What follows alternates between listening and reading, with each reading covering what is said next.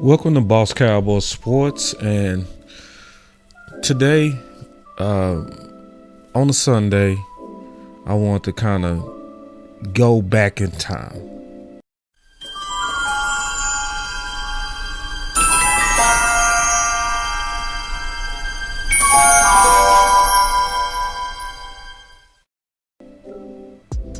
It's very important a lot of times when you go back in time because you can learn from history. Because I mentioned it, what I'm getting ready to show a lot in the last 2 weeks, but sometimes you got to go back in time to get the full scope. Now, one of the things about going back in time is it's a lot easier when you look at old videos because I already did a lot of work and research in most of these videos. So instead of doing a whole new video where you go through it all again, sometimes it's just better to treat it like Twitter and just forward out one of your old tweets. Sometimes you just need to forward out one of your old videos. So I did a video where I was talking about Mike McCarthy versus Kellen Moore, identity versus no identity. And I called it the green pasture offense. Because this is around the time to where Mike McCarthy was fighting for his power. And I was showing in his video that it was indications that he was starting to win. And so I went through the whole thing, the whole history of it, to see the battle and actually how he actually started. This video will do a good job of breaking it down, but I want to just kind of highlight one part. People forget that there was a time to where Mike McCarthy was looked at having less power than Kellen Moore, and it was put out there as such. So when you know your head coach and you chronicled what your head coach went through when he was fighting for his power, it makes me wonder why they're doing it to Zimmer. You know, because Zimmer let out the bag that basically Mike McCarthy told him, at least on the staff that was remaining, who was going to be his coaches. Just curious about your thoughts on Al Harris and kind of, as you're putting the staff together, how he kind of fits in. Yeah, I had a good visit with Al and the rest of the coaches here, and he's, it's up to. Obviously, Mike has made the decision that these guys are going to be here, and so we had a good conversation that that he's going to still be here with us, and I'm excited to work with him. And I've heard a lot of great things about the work that he does, and really all the guys here. And he said, okay, why would you do that to a former head coach that was an actually winning former head coach? Zimmer wasn't no slouch. And it's like, you didn't like it when front office did it to you. So why are you doing it to Zimmer? So I said that a couple of times, but I'm almost certain that a lot of people didn't get the weight of what I was saying. They didn't get it. Some people was like, boss, you've been negative. No. When you watch this video, you go see what I was saying had nothing to do with negativity and everything to do with solutions. Everything. Cool when they do it. It's a problem when I do it. Run it up. Huh. So it's the same thing now. Now, what I'm not going to do is I'm not going to put my head in the sand. I'm just not going to do it.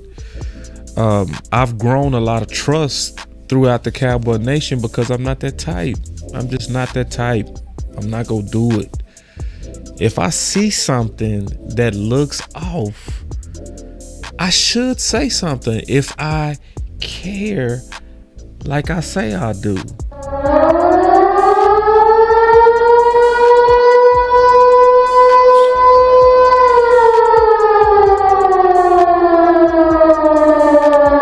Somebody should sound the alarm.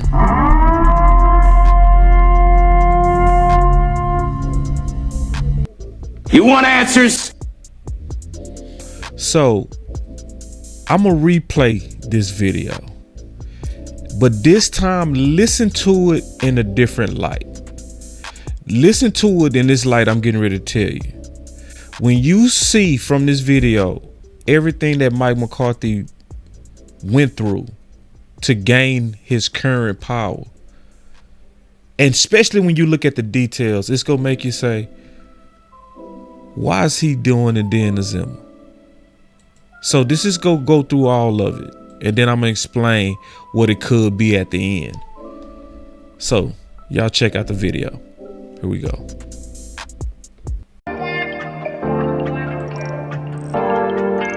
Yo. It's your boy Boss. And man, today is a good day, baby. We gonna go deep today. It's important. Because, you know, people that have been rocking with Boss Cowboy Sports for some time,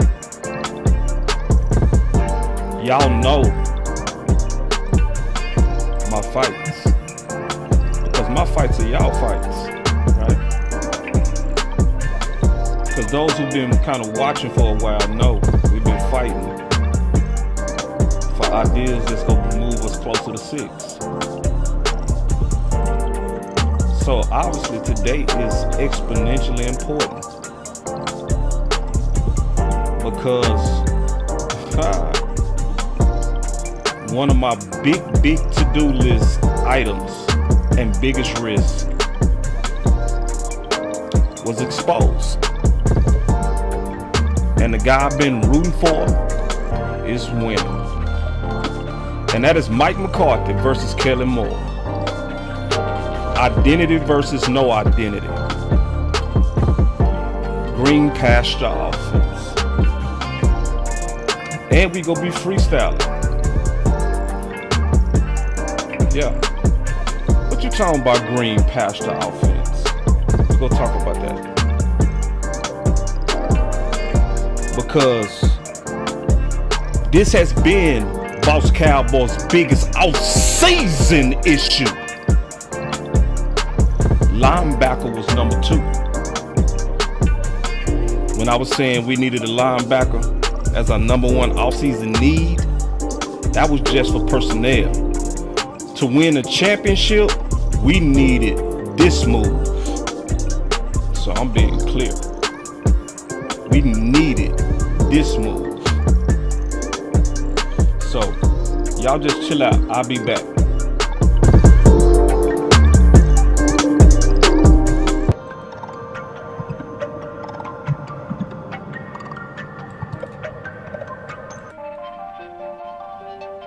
All right, y'all come on in.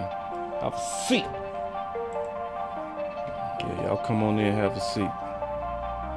It's your boy Boss, man. Let's go. It's your boy Boss. Let's go. That ain't Boss, but this Boss. What's up, everybody, man? Welcome to Boss Cowboy Sports, man.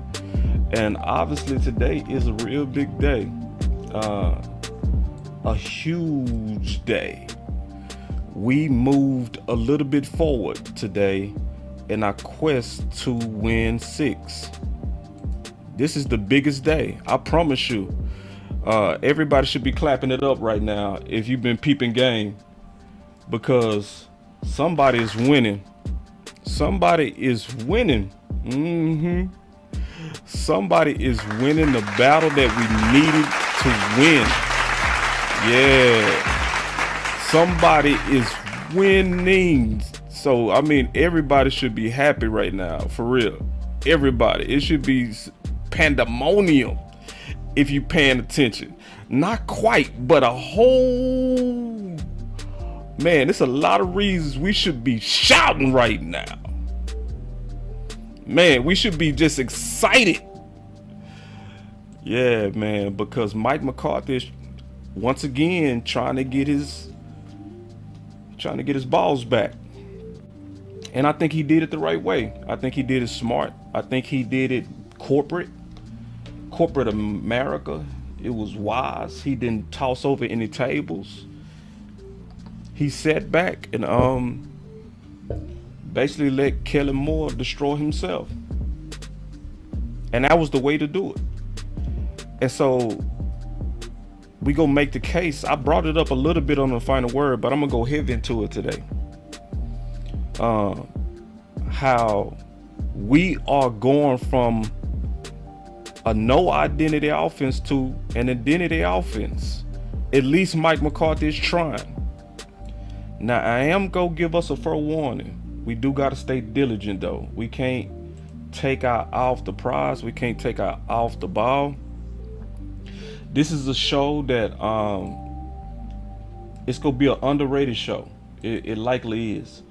A whole lot of people not paying attention, and they should be paying attention, because this is the biggest issue of the season. What I'm talking about. This is the biggest issue of the entire season. And so I'm gonna go through the history of it. But the main thing that I'm gonna say is we cannot ease up. Yeah, let's celebrate. Let's be happy. Be happy. I mean that too. Celebrate. Clap it up. Clap it up. For real. Yeah. You know what I'm saying?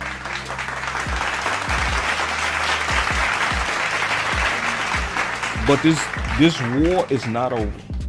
Okay? This war is not over. And the problem also with this war is most people don't even see it. Most people don't understand it. But it's important that we understand this. And if we understand this, we can continue to sound the alarm and do our part. Or just do the best we can to warn. All right? And then Daisy, she say, "Hey, boss. How are you? Love the content." I'm doing good, Daisy. Always good to see you.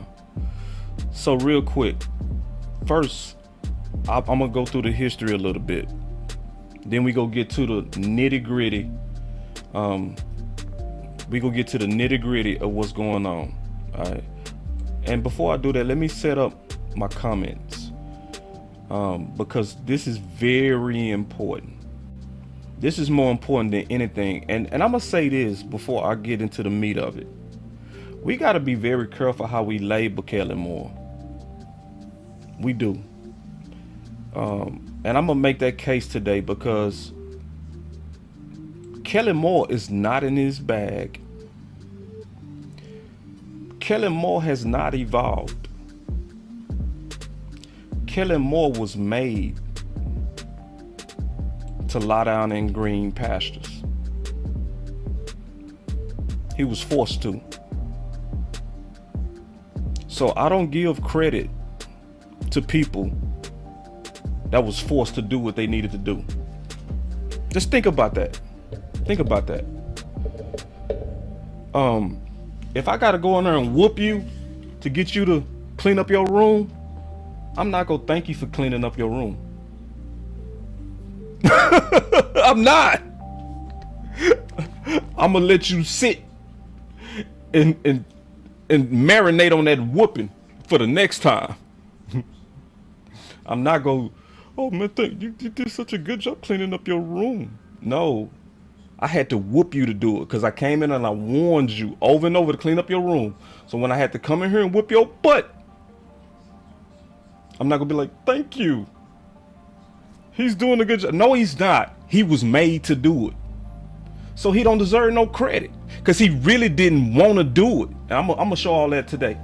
I'm gonna show all that today because see, this is also the other reason we got to be very careful of giving too much praise to Kellen Moore, because Kellen Moore is already a favored son. He's always, you got to give Mike McCarthy all the credit, because it was Mike McCarthy who put his nuts on the line going against Kellen Moore and Stephen Jones. Yes, Kellen Moore is pass happy. Yeah. So he's not in his bag. And see, this is, I ain't gonna get ahead of myself, but I just wanted to say that too, because I mentioned this yesterday, so I'm gonna talk about it a little bit. One of my favorite scriptures is in Psalms. He said, "The Lord is my shepherd, I shall not want. He maketh me to lie down in green pastures." And see, I said this yesterday, I'm gonna say it again. I think about that sometimes. That sometimes the Lord, he literally gotta make us lay down in good places because we hard-headed. And then when we look up, it's green. We look up, and see, you gotta understand, he was making an analogy as being a person that's like a sheep.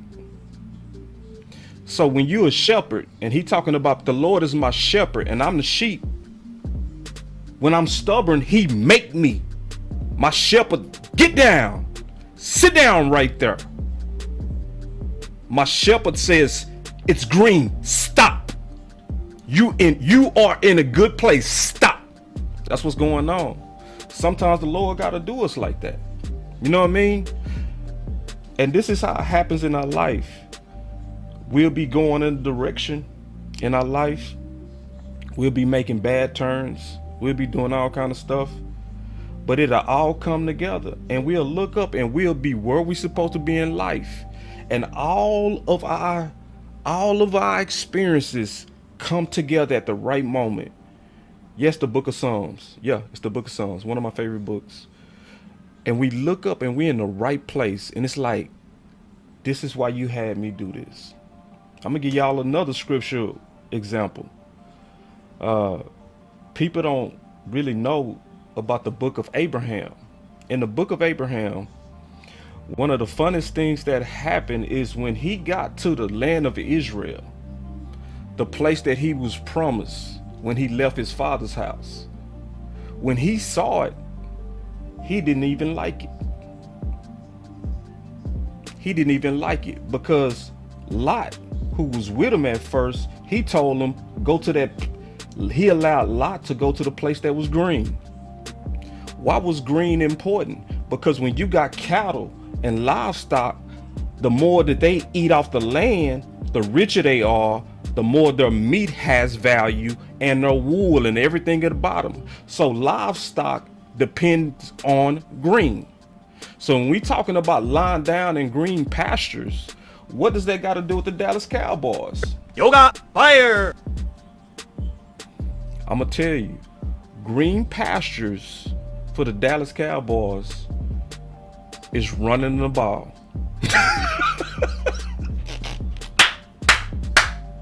Give myself an amen. Give myself an amen. Oh, man.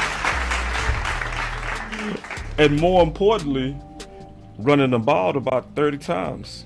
30 times is about the sweet spot. That's the sweet spot. And what happened, and that's why I named this, and I had to get a background. I guess like I'm preaching, I guess. I'll preach today. But the green pasture offense is what I'm talking about, running the ball about 30 times. Yeah. And Kellen Moore was made to lie down in that green pasture. So we should celebrate today. I'm serious. We should celebrate because I'm gonna show you the confirmation that what I'm saying is true. You know what I'm saying? I'm gonna show you confirmation that it's true because this was the biggest issue. All right. Somebody say breaking news: Cowboys trade for Debo Samuels. See, people try to make a fool out of you. You know what I mean? They'll go to your YouTube channel and they'll try to get you to, like, they be serious too. They'll come on your YouTube channel try to get you to react like you stupid. You know what I'm saying? Like you ain't dealing with a vet or something. Babe, I'm a vet. You know what I'm saying? You can play with somebody else. I'm a vet at this. All right. You know, ain't no one person go see that. All right. And everybody else ain't gonna see that. All right. So what this is what Elizabeth wanted. She wanted me to read the chat and say, really? Did we get Debo? And then she was gonna say, dummy. Nah, no, not here, baby. So take that, go play somewhere else. All right. We serious over here. We talk real football. We don't play games. we talk real football. We don't play games. Go troll somebody else. So anyway, she tried though. Whoever that is, tried. Now you got me messed up. Cowboy fans, we too smart. Go try that in the Philly page or something. You know what I'm saying? So anyway, I saw right through it. That also might be my boy Toby with them fake accounts. You know, he like to do that. You know what I'm saying? You know, like, bro, listen, we too smart over here, bro. So try that somewhere else. And then obviously moderators, kick that person out. Thank you. Kick them out. All right, we don't have time for you. We get rid of people like you. I don't want your sub. I don't want your like. I don't want nothing. Bye. But anyway, let's talk ball. But I first also want to go through the history, okay, of the work that we put in here on Boss Cowboy Sports. All right. And it's not just about the work, it's more so about how important this is. Because see, it's important because we got to look at what's going on with Mike McCarthy and why it's important that we protect him and free him. So first I'm gonna show Big Mike McCarthy and what they was trying to do to him in the offseason. So this is from 5/18. Y'all listen to this. Watch this.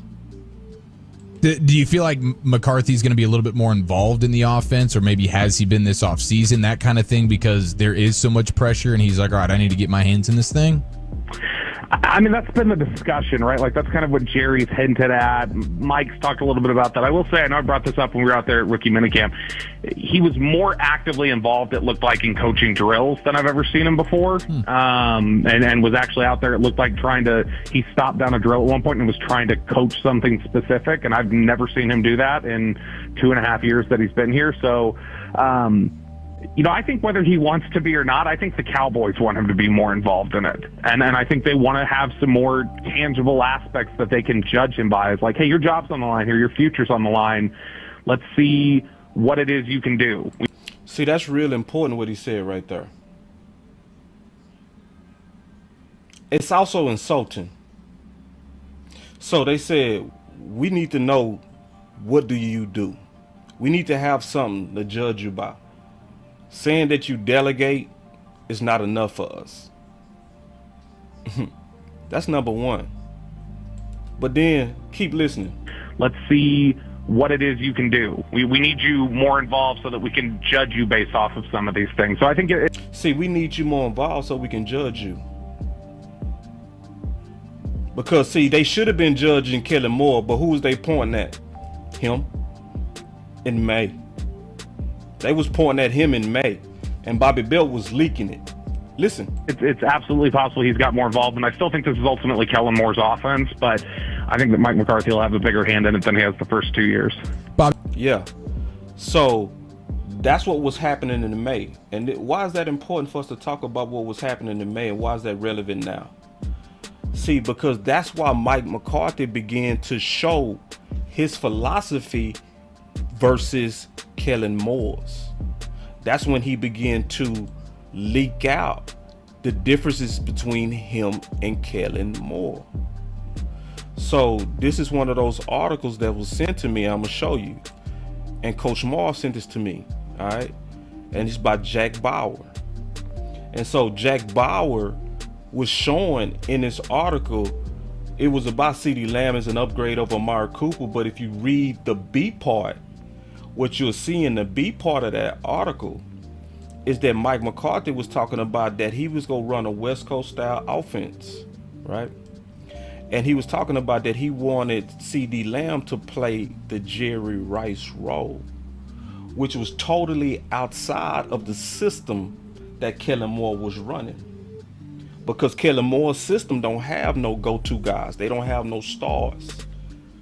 The system is the star. The no identity offense is the star. So that's when Mike McCarthy began to separate himself, and that's why I played that clip so y'all can see that was putting pressure on Mike, basically saying, what do you do? And listen, y'all, I'm gonna go all the way through this. All right, this gonna be a little bit like school. I'm just gonna tell you straight up. So if you like knowledge, sit down. If you want somebody to entertain you, go to somebody else's channel. It's entertaining because the truth is entertaining to me. But see, we gotta know what's going on, because when you know what's going on, you know who to lobby for and you know who to protect. You know who to speak for because you're very aware. So then what happened is more and more began to come out. Okay, Mike McCarthy was separating himself during that whole period. Also, what was going on is a bunch of people, Hall of Famers. I'm not gonna go through all the details and show all their quotes. I've done all that before, but I'm just kind of summing up what happened. It was a whole bunch of people that was speaking out against Kellen Moore, reputable people, but the whole time they was never pointing at Kellen Moore. That's why today is so important. Today is a day of celebration, and I'm dead serious. This is a day of celebration because Mike McCarthy, they was pointing their fingers at him, but the people of common sense was pointing at Kellen Moore. Even Des Bryant came out. He said if Dallas wanted Amari Cooper to have an unbelievable year, he could have it. Too much talent over there to be running a system-based offense. Kellen Dak need to work on pre-check and identifying a one-on-one matchup and start playing chess. Yeah. So it was coming out everywhere, right? And even while that was going on, I want y'all to know that they was still putting pressure on Mike McCarthy because Mike McCarthy was low-key powerless, all right? So check this out. I want y'all to listen to this, and I'm gonna fast forward all the way into the good news, but you got to understand the history, and you got to understand what was Mike McCarthy was up against. Because this is real. I'm serious. And see, I said it on the final word, but I also know when you start talking about speculation, you got to prove it. You got to be able to show the tea leaves on this so the people can connect the dots, right? If I just say in a bumper sticker what I know from researching this and keeping up with this, most people, it'll go over their head. That's why I got to slow down and talk this through. But just listen to what they were saying about Mike McCarthy through Bobby Bell. Listen. Bobby joins us now here on 105.3 The Fan. Bobby, how the heck are you? Living the dream each and every day, General. How are you? Doing great. How safe is Mike McCarthy going into this year?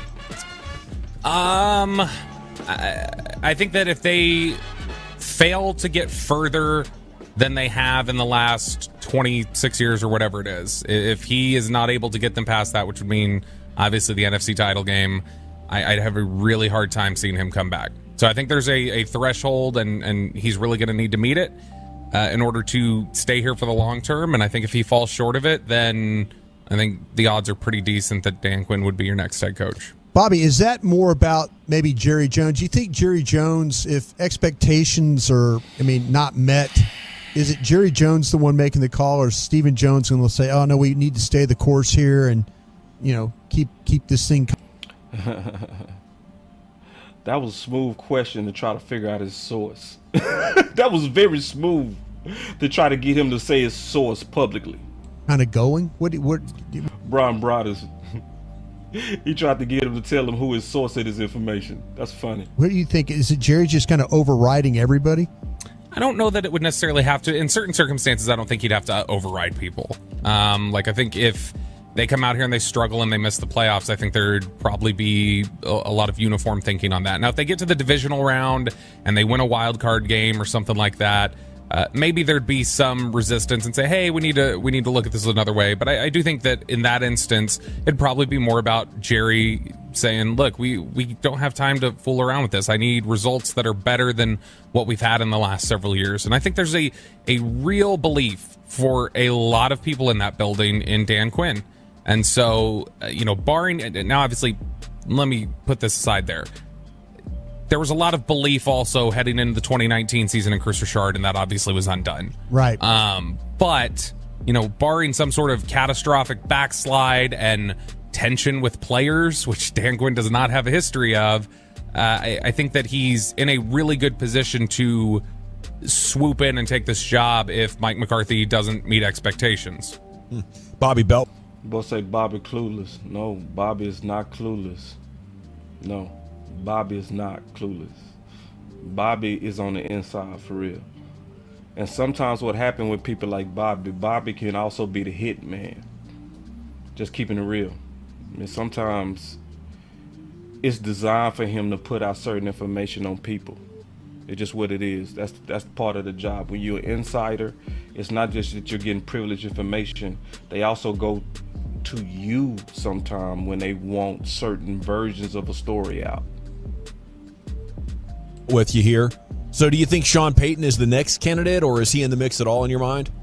I mean, there'd be an outside chance, I think, on Payton, but the odds-on favorite to me would be Quinn. I think that this was about, this past offseason, they paid Dan Quinn, gave him a nice pay raise to make sure that he stayed here and was coaching the defense. And I think it was also an insurance policy of like, hey, we're going to review some things.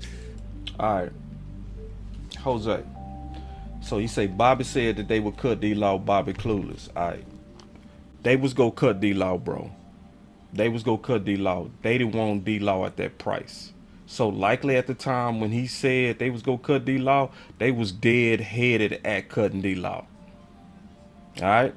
So I just want to let you know that the only reason why D-Law is not cut is because they went in there and they changed up his contract. So that don't mean he clueless. That just mean at that point in time, they was looking at cutting D-Law and dead serious about it. Matter of fact, the two people that they kept bringing up in the offseason as cut candidates was Amari Cooper and Tank. So if Tank didn't take no haircut, Yoga fire. Tank would have been gone. Just keeping it real, bro. I ain't gonna lie to you, bro. I'm just keeping it real with you. And this may be a job that's open next year. And that's why I think you heard Jerry talking the way he did at Senior Bowl. And those comments, and I know we've talked about this on the station before, those comments honestly have opened things up to where you're likely going to have a distracted locker room every time you lose. So, I mean, even if you go 12-5 this year again, that means that you're spending essentially 5 weeks of the season distracted by questions about your coach's job security.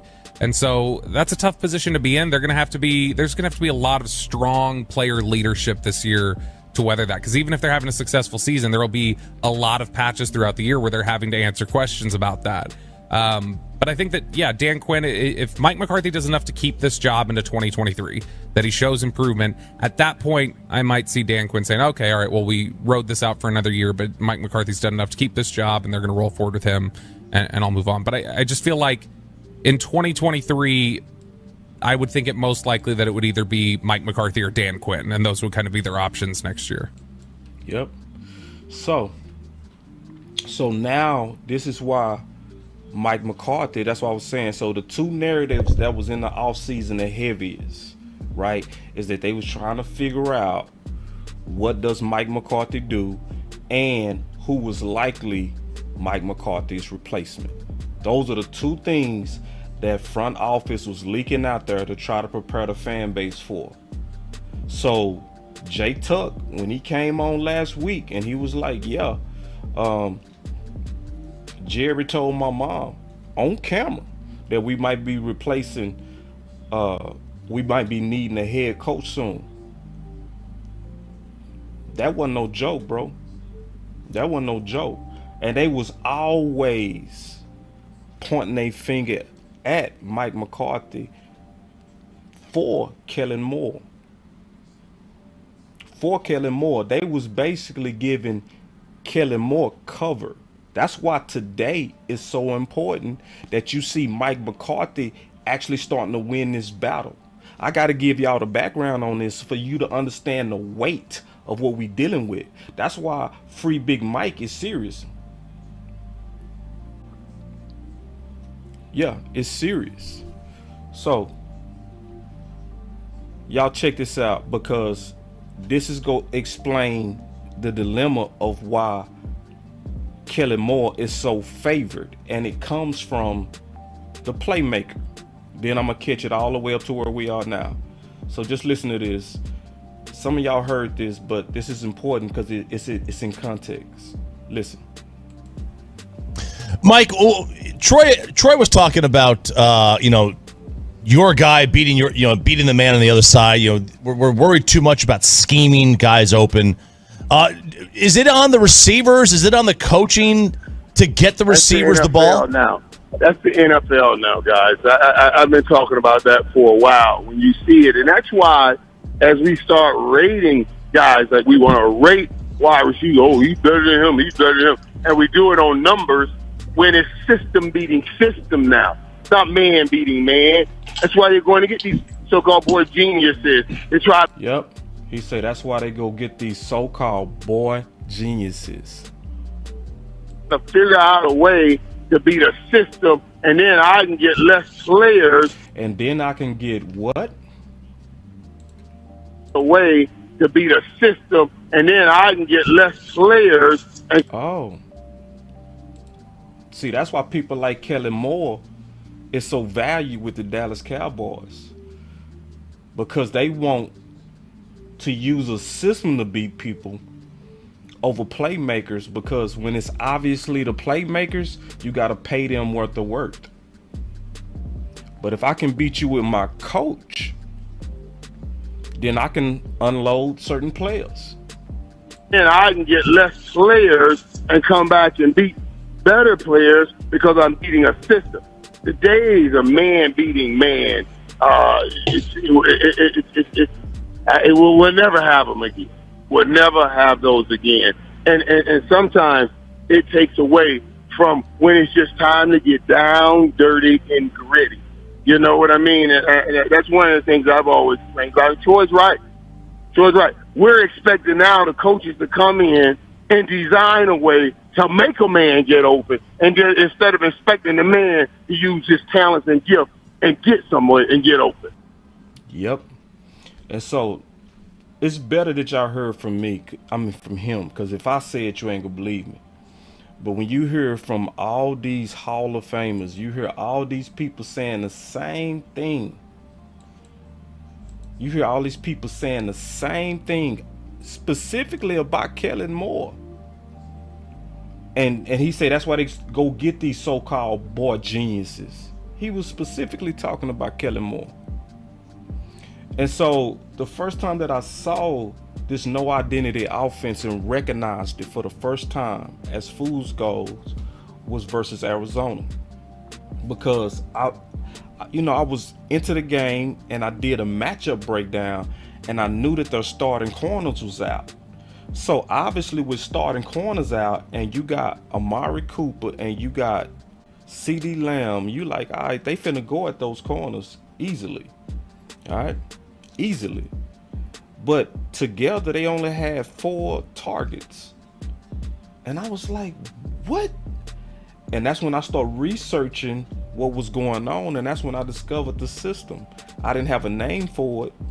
It ended up later being was called the no identity offense. That's what Jay Tuck revealed. All right.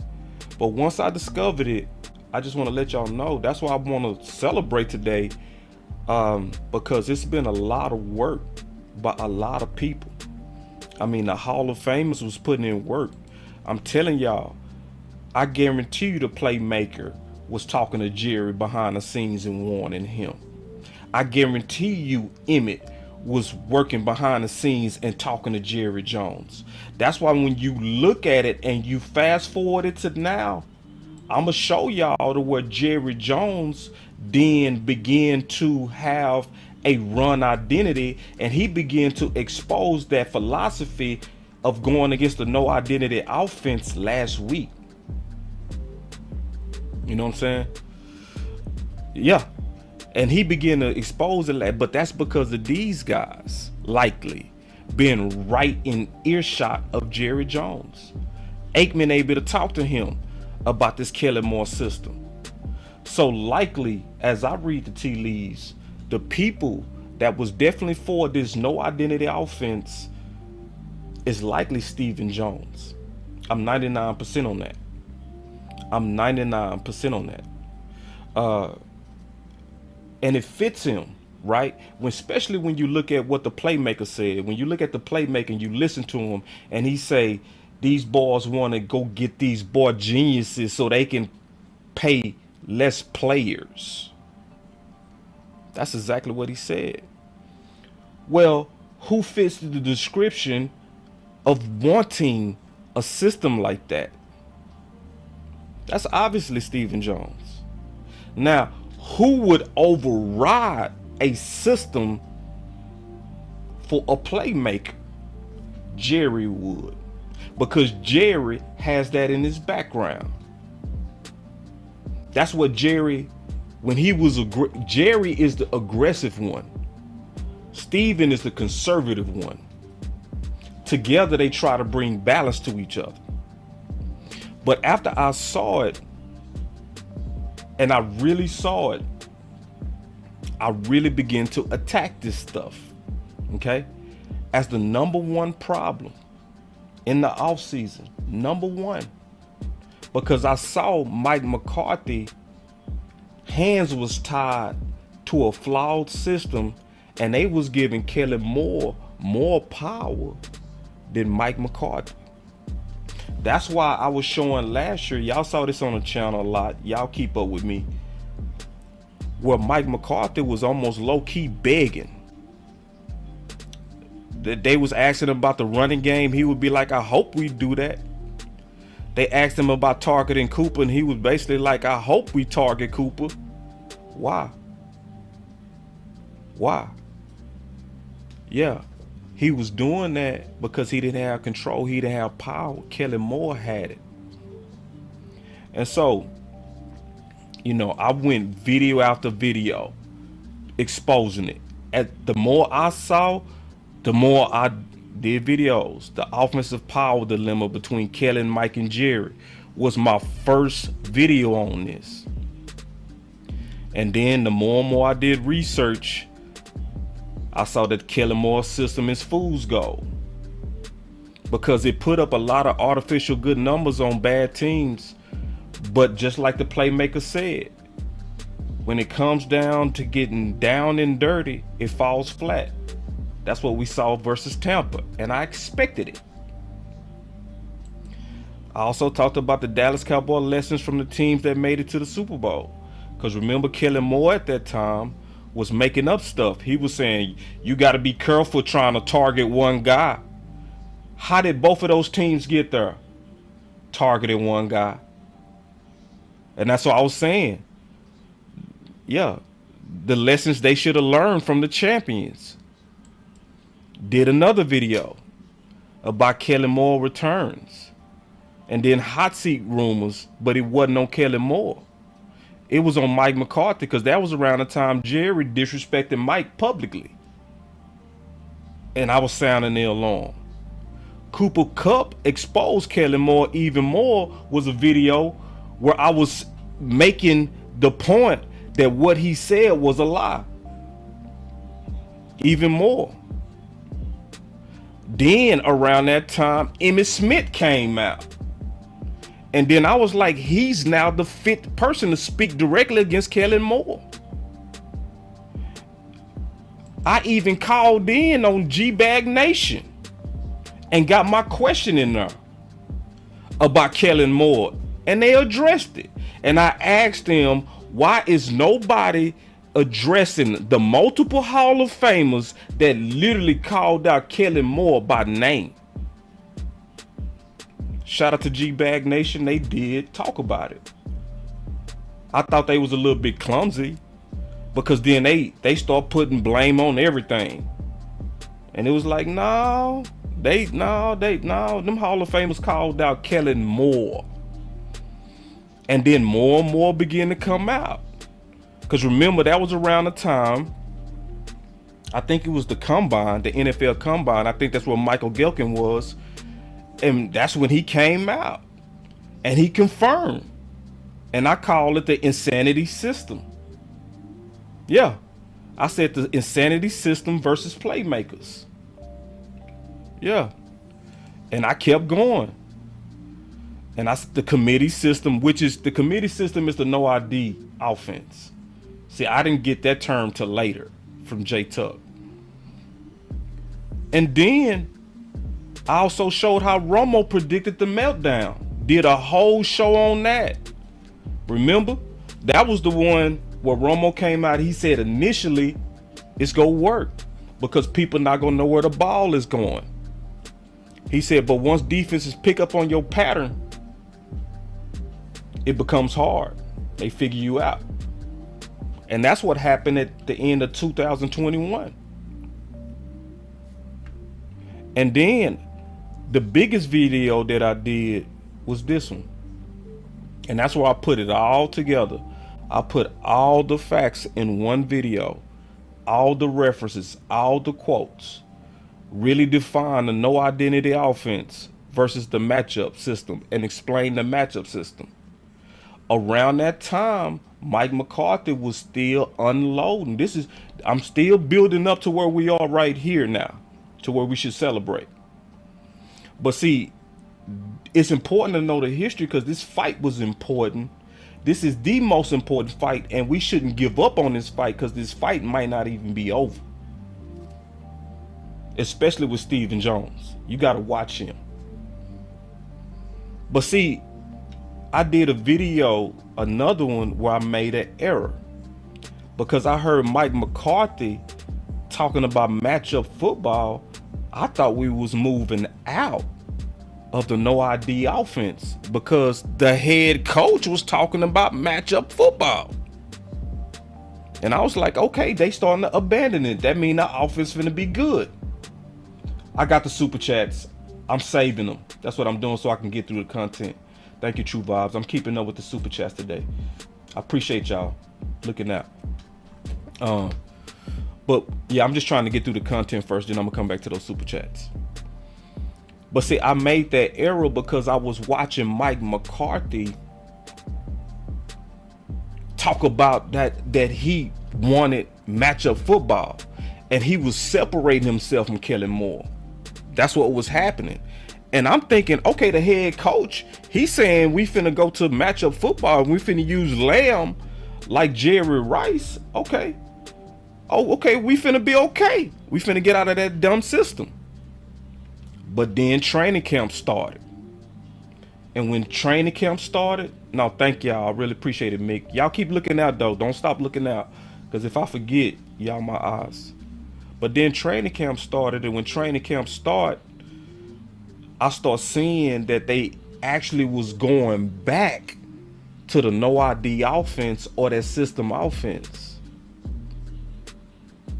But because I researched this, I knew the clues as soon as it start coming out their mouth. Listen. The offense doesn't center around anybody. That goes to the open guy, and Dalton's open quite a bit. And when he's a viable option. When I start hearing this system don't focus on anybody, what did that say? What did that say? I'm asking a real question now. Let's sit back. That's why I say it's like school a little bit. What did that say?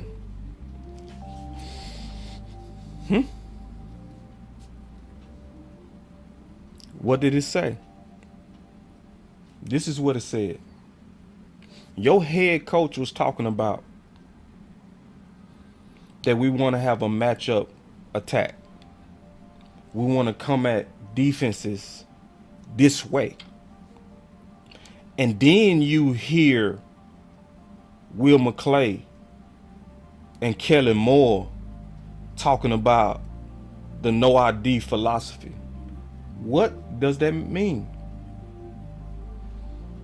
It means he got overrode. So that means Mike McCarthy made a case for what he wants in his offense. And the people of power sided with Kellen Moore. So that's why we was hearing from Mike McCarthy in the offseason matchup football. And then once they start practicing, it wasn't about matchups. it was all about Kellen Moore. Yeah, where no one is the true star. Yeah. So that means Mike McCarthy got overruled. But see, he had to put it out there publicly.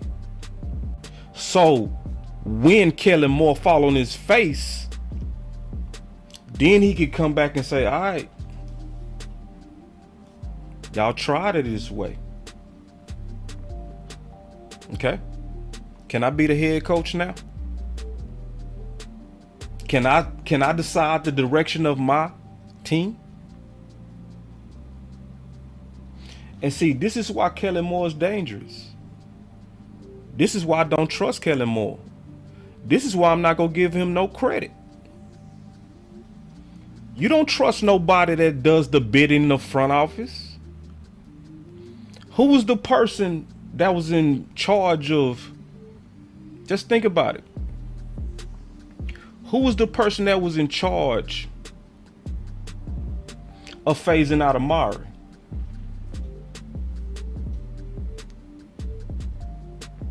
Huh? Well, Mike McCarthy, because Mike McCarthy said he wanted him to get the ball. It's Kellen Moore. So why would I give him credit? Nah. If we smart, we want him out this building.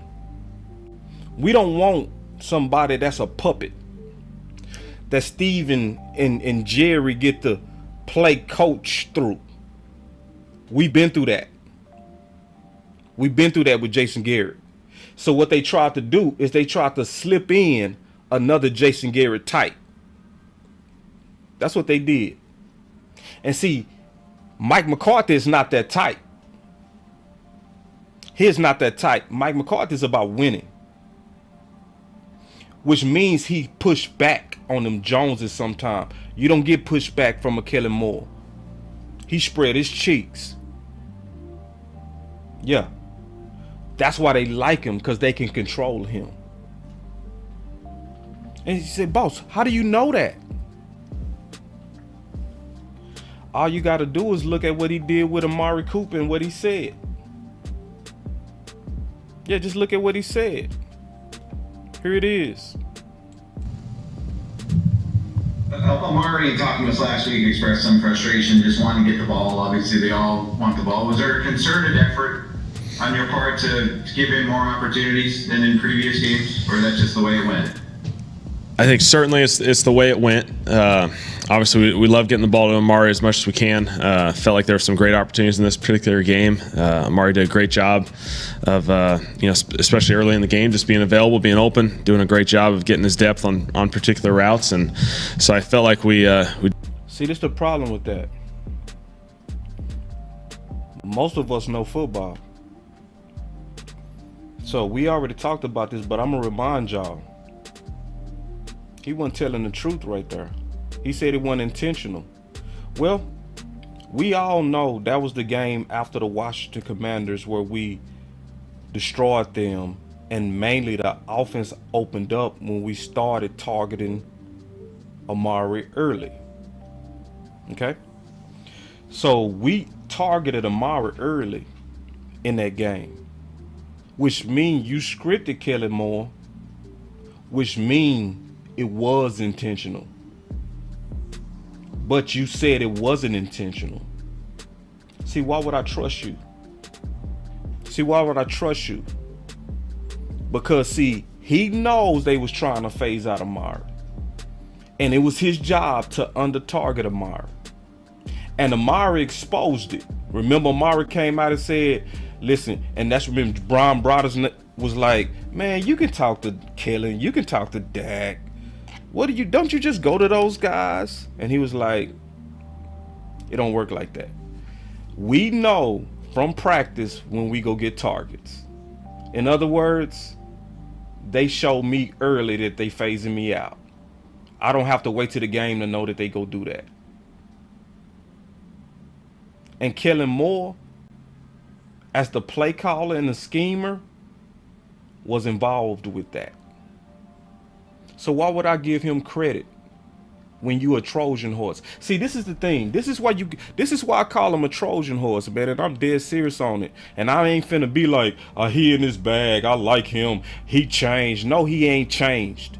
He has not changed. You falling for it. See, a Trojan horse in the story of Troy was a gift that was supposed to be for you and an olive branch, but it was actually a trap. See, that's what he is to Mike McCarthy. That's what he is to Mike McCarthy. He's supposed to be for Mike McCarthy, but he ain't doing the will of Mike McCarthy. He wasn't. Now he is, but he was not. He was doing the will of Stephen Jones, who wants a committee system. One of these so-called board geniuses. And Mike McCarthy was overrode.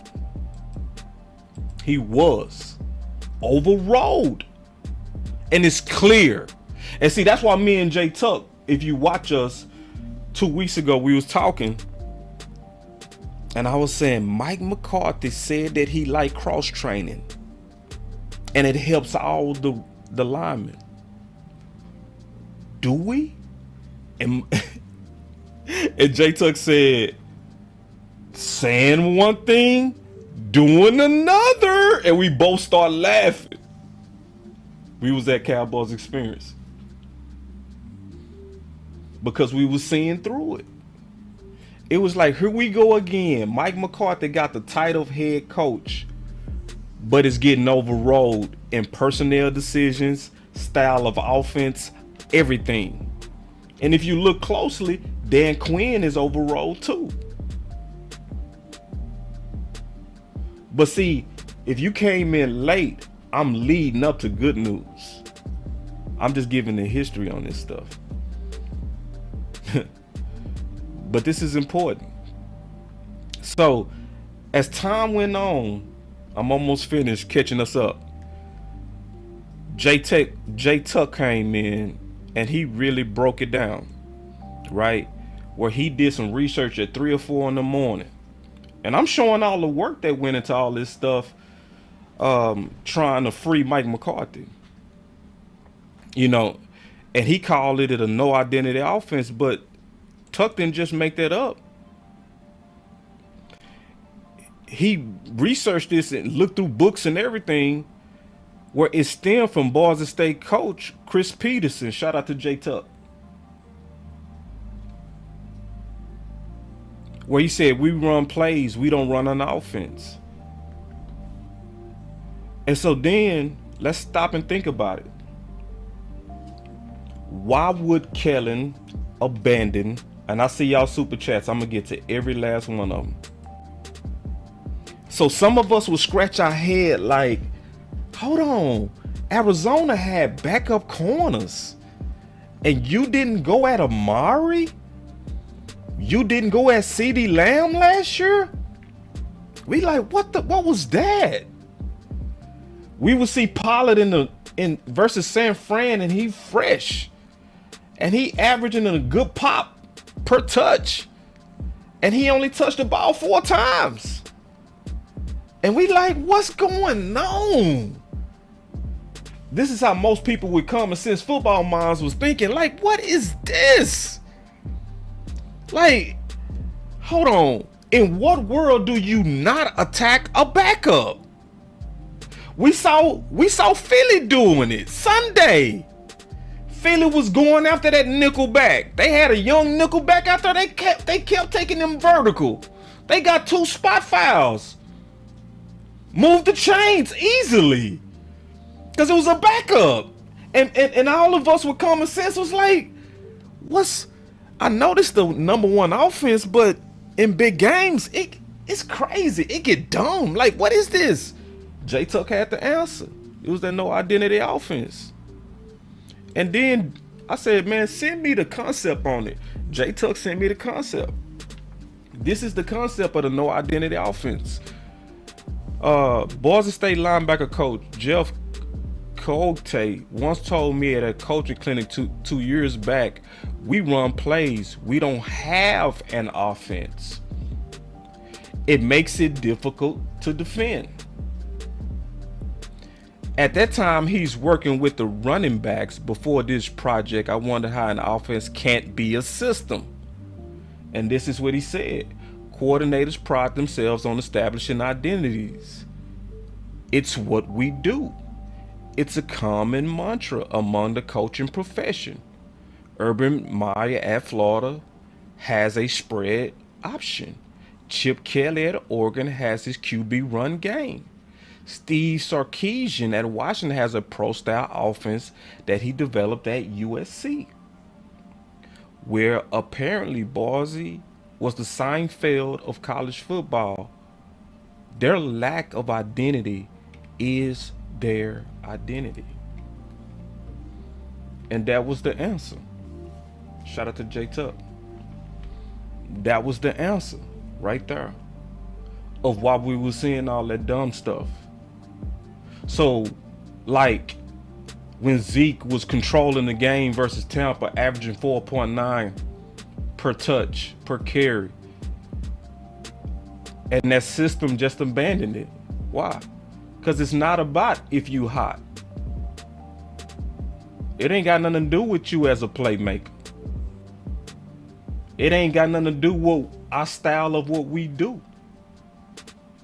The whole point of the offense was to adapt to that defense. Yeah. And see, Kellen is addicted to it. Why? Because he got all of his success from it. Think about it. The guy that's still to this day got the most wins in college is Kellen Moore. So in his mind, it worked for me. It's gonna work in the league. It worked for me. Y'all just gotta do what I say. And it's like, Kellen, let me be honest with you, big dog. That's college. When you get to the NFL, you're dealing with dudes who could write books on how to figure you out, big dog. Yeah, that system offense was amazing in college. Y'all was able to take all them average athletes and go up against 5-star teams and compete, and you did. Congratulations. Clap it up for you.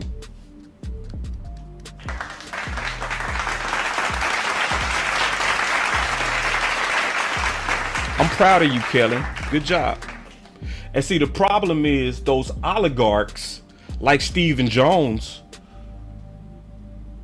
who thinking, how can I get cheaper? How can I get cheaper? How can I get cheaper? They look at a system and say, you did all of that with average athletes? That's worth a fortune to me. Because if you can do what you did with average athletes, let's try that in the pros. Hence why you got the over loyalty to Kellen Moore. That's why he's so loyal to Kellen Moore. That's why instead of side with Mike McCarthy and pointing at who all the Hall of Famers was pointing at, they pointed at Mike McCarthy to protect Kellen Moore because they wanted to give his system time to work. Because if it can work, why do we need Amari Cooper? We can get us a bunch of average guys, have time in routes, pay Dak, rotate receivers, same response, same offense. So they hope. And Kellen Moore was the key to that. That's why Mike McCarthy kept getting overruled. So, something important happened. Something very important happened. What happened was game one.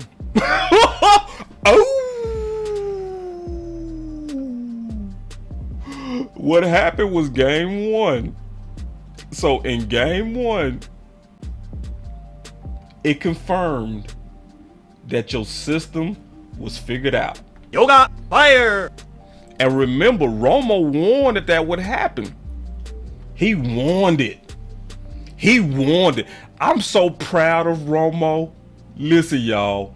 Romo, say what you want about him in terms of how he closed out big games. If you want to knock him for that, I ain't mad at you. But if you try to knock Romo brain and football knowledge, you tripping. You tripping. Because his quote was so Nostradamus. And he said it in 2018. He said, initially, it'll work. That's my favorite one. My boy Romo came out and said, yeah, initially, it's going to work. But defenses go catch up. And when they do, you're going to have some problems. Romo warned about it. And they still, listen, y'all. Listen. Man, it was so many people that warned about that system. So many people. So many people. Dez, Romo, Aikman, Kurt Warner, Emmitt Smith, the playmaker. And then I went out and I asked Jay Novacek and Isaiah. And they also was like, shouldn't have got rid of Cooper. And you got to go at your playmakers. But Stephen Jones, he was determined. He was so determined to roll out that system. And what happened when they went out there with that no ID offense that my boy Jay Tuck broke down so perfect? Me and Jay Tuck came together. We started doing shows together to counter this stuff. We started fighting the battle together. Me and Jay Tuck was like some ninjas out here back to back. I'm like, he boss, you get him over there. I go drop the kick, boom.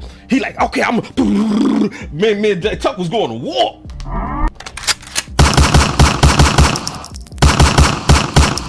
Fighting this system. And we was fighting it for Big Mike McCarthy. Because I showed y'all in the beginning, they was clearly trying to fire Mike. And they still low-key trying to fire Mike. Yeah, they are. Yeah, they are. They still trying to fire Mike for Kellen Moore. But after game 1, it changed. Mike McCarthy was able to sit back like an OG.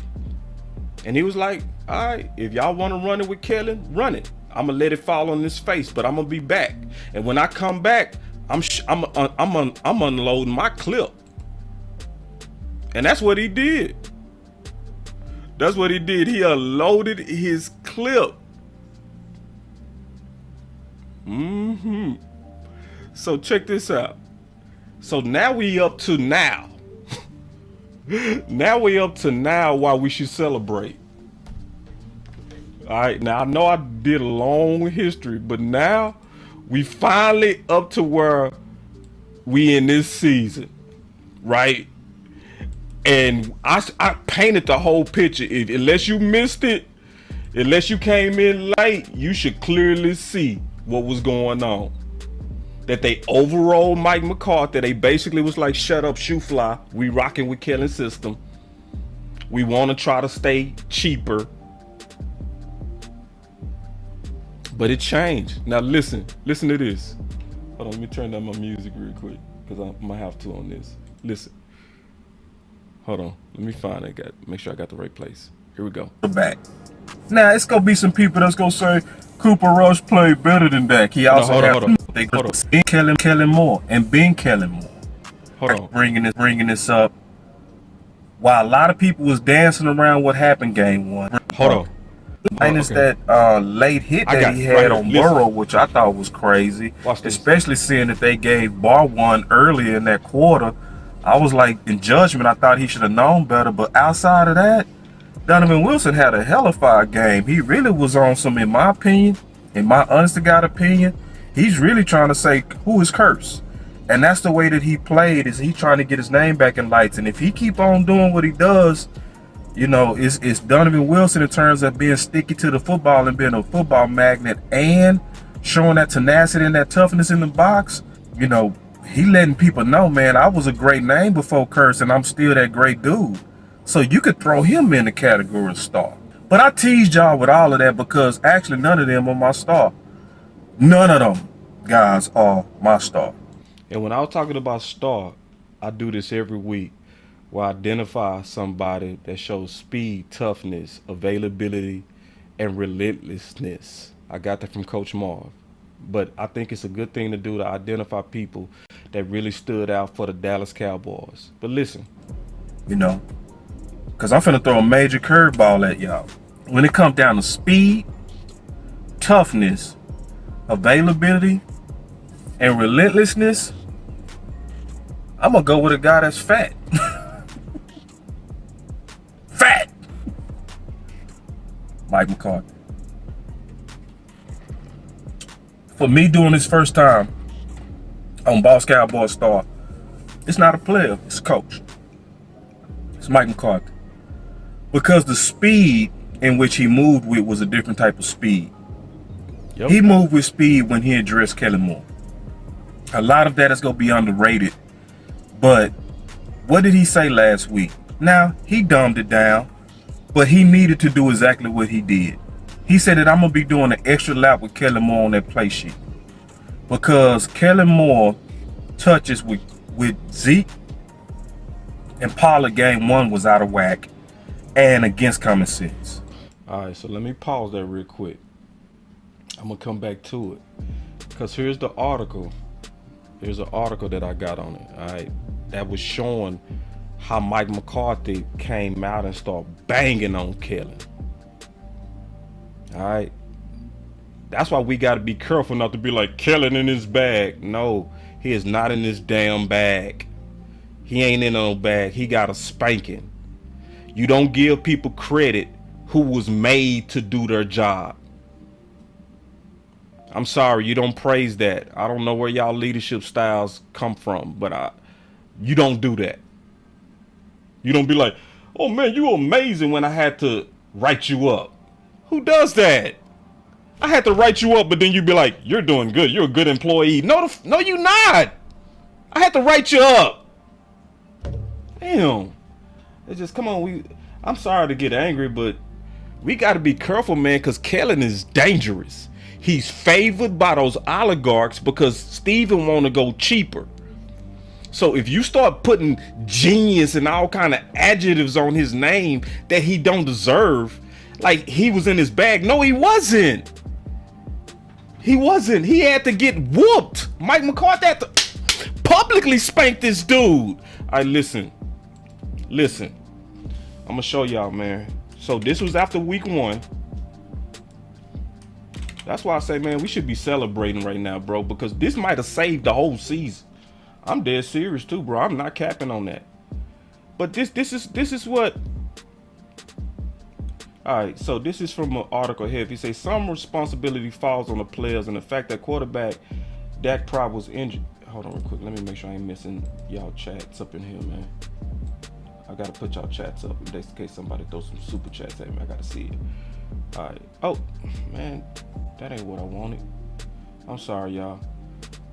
Say, listen, man, sometimes I be multitasking, man. That's just what it is, man. There to go to the Book of Psalms. Read the Bible while I find this again. There it is. All right. And I agree, Kellen is low-key toxic. I mean that too, bro. I ain't got no love for Kellen. I ain't got no love. None. Anybody that would phase out a player because front office want them to, even though that's not good for your team, that ain't my type of dude, man. You ain't putting this team first. You putting you first. I ain't with you, dog. I don't care how they like you. I ain't with you. No, not if I'm putting this team first. All right, check this out.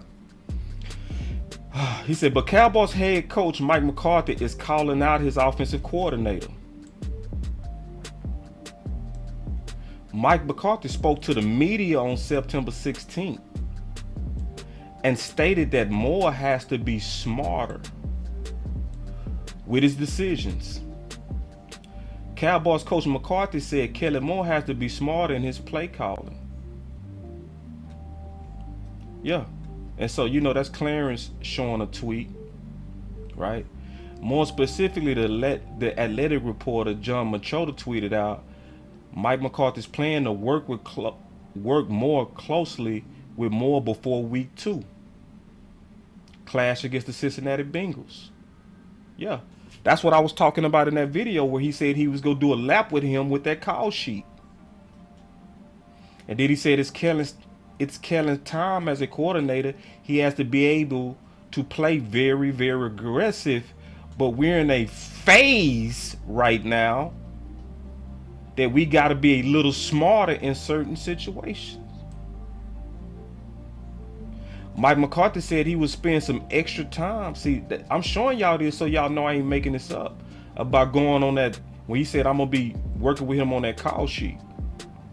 Mike McCarthy said he would spend some extra time today with OC Kellen Moore on the offensive call sheet.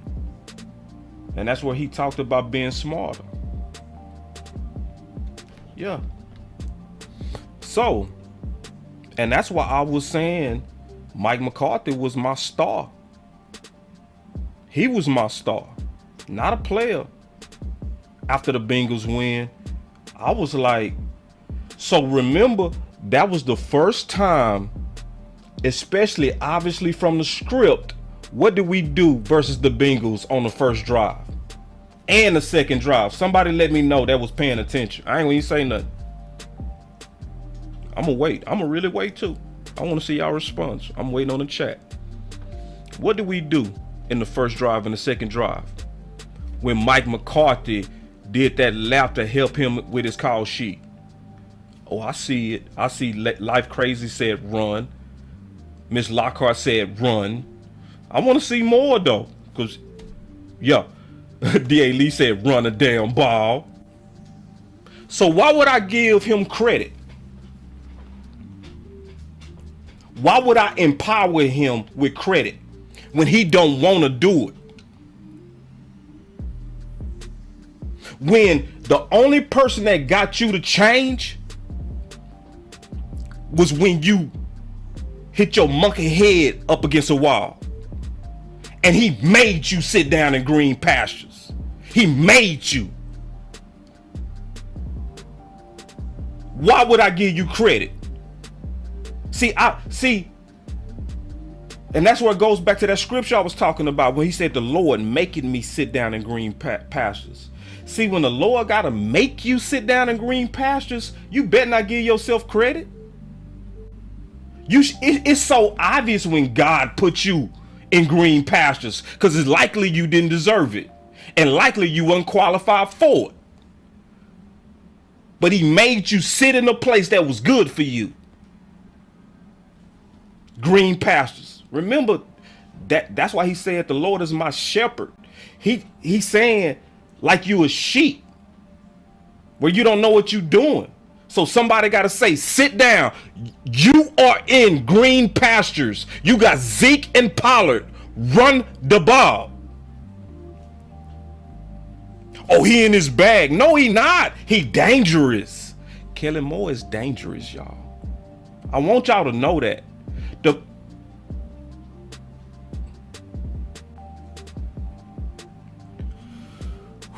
Kellen Moore is dangerous. Listen. And while everybody else, the local media, not too many content people was bringing this up, while a lot of people was dancing around what happened game 1, it was one guy who had to address it, and he addressed it with speed, and that was Mike McCarthy. Yep. And I would also say that took toughness, because it don't take that long to see that Kellen Moore is the Jason Garrett of the modern Cowboys, to where he can do no wrong. He's the favorite guy of Stephen Jones. It's what it is. We all see it. They looking, in my opinion, to make Mike McCarthy to blame, but the actual blame is Kellen Moore and being Kellen Moore. And so I definitely want to talk about him being my star. It's not a star player, but in terms of toughness, it took some boldness to go after the guy that's considered the golden child of the Dallas Cowboys, and he did. Definitely the proof is in the script itself. When you go look at the script that happened versus the Cincinnati Bengals versus the script that happened even with Dak Prescott, it was totally different. So a script is where they have the first, especially 9 plays of 15 plays. The first drive scripted or written out. They already know what they go do before kickoff. And they were super committed to the run out the gate, which is the signal that Mike McCarthy said, I'm going to do an extra lap with Kellen Moore on his play call sheet. You could see it out the gate. And what happened on the first drive? We immediately go down there and score with a noodle arm quarterback. Now, it's going to be some people that's going to say, Cooper Rush played better than Dak. He also had a way different game plan. Way different game plan. Yes, Dak should have played better game 1, but that game 1 with the game plan that was in game 2 likely wins game 1. That's another story. But yeah, and he made himself available. He did. He made himself available. He did the tough thing that needed to be done to actually win. Yep. Yeah, because Bobby Belt said in the offseason that they was asking, well, what does Mike McCarthy do? Do you feel like McCarthy's going to be a little bit more involved in the offense, or maybe has he been this offseason, that kind of thing, because there is so much pressure and he's like, all right, I need to get my hands in this thing? I mean, that's been the discussion, right? Like, that's kind of what Jerry's hinted at. Mike's talked a little bit about that. I will say, I know I brought this up when we were out there at rookie minicamp. He was more actively involved, it looked like, in coaching drills than I've ever seen him before. And was actually out there, it looked like he stopped down a drill at one point and was trying to coach something specific. And I've never seen him do that in 2.5 years that he's been here. So, I think whether he wants to be or not, I think the Cowboys want him to be more involved in it. And I think they want to have some more tangible aspects that they can judge him by. It's like, hey, your job's on the line here, your future's on the line. Let's see what it is you can do. We need you more involved so that we can judge you based off of some of these things. So I think it's absolutely possible he's got more involved, and I still think this is ultimately Kellen Moore's offense, but I think that Mike McCarthy will have a bigger hand in it than he has the first 2 years. They trying to figure out what he does because he doesn't play call. He doesn't do anything like that, so they're just trying to figure out what does he actually do. Well, when he went down and he was like, all right, I'm going to let you do it your way, young man. Game 1, he let Kellen Moore fall in his sword, which was wise. And then after he was the laughingstock of the whole league, and for people who've been paying attention, it gave him the room to step in and be available to say, all right, you done doing it your way yet, son? All right, can we now do the clock control and the mismatches that I want to go after? Let's use our star players now. What did he say? He said last week he should have a play sheet for every one of his stars. Had the Jerry Rice list and John Taylor, and those, that is carried forward for generations. That's why you have more than 2 pages on your call sheet. If you Boy, that boy Mike McCarthy going hard. See, y'all got a peep game. Mike McCarthy was going hard on Kellen Moore, but subtly. It was very professional, but he was, man, listen, y'all, these was smacks. These was gunshots. He going hard on him. He like, man, I'm telling you, put your playmakers on your call sheet. Now, and this is the saddest part. Around this time, they were saying he don't know the offense. Around this time, they don't even know if he'll take on the play calling because they don't know if he can actually, he don't know the terminology. Man. All right, bro. My name, Billy Fufu. Those, that is carried forward for generations. That boy say that was carried for generations. Kellen Moore, we've been doing this for generations, son. Bruh. And then I'm gonna give Kellen Moore credit. For what? That's why you have more than 2 pages on your call sheet. If you look at call sheets, I never looked at the call sheet as a call sheet. I looked at it as a worksheet. When you work on it through. Who had those call sheets? Oh, Kellen Moore? About the week, that's why it's 6 pages instead. You really use 2 during the game, but those with the other categories. I know personally what I would carry on. If I was the play caller, if it was me, but see, y'all don't want me, y'all want Kelly. Go ahead, Mike. Bruh. Finish it. Bruh. Finish it. Bruh. Finish him. Bruh. Finish him. Shit, boy.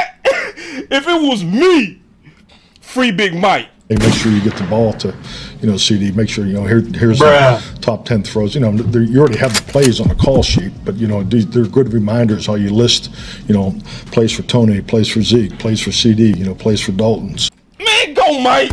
Bruh. Finish him. Bruh. Finish him. Bruh. Finish him. Man, let's go. So that's all part of the game plan process.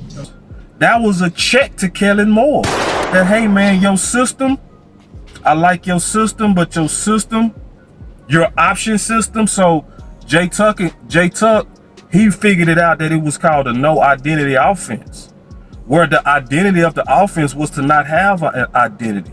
Will McClay said there's no stars on this offense. Well, the person who's trying to rein all that in is Mike McCarthy. Mike McCarthy trying to rein all that in. He's saying, listen, and he said it outright. He said outright. A lot of great questions today, but this is my favorite because we get to talk a little ball here. But no, I've never been a big option route thrower. Go! Bruh. Finish him. Bruh. Finish him. Bruh. Finish him. Bruh. Finish him. Man, let's go, Mike. Clap it up for Mike.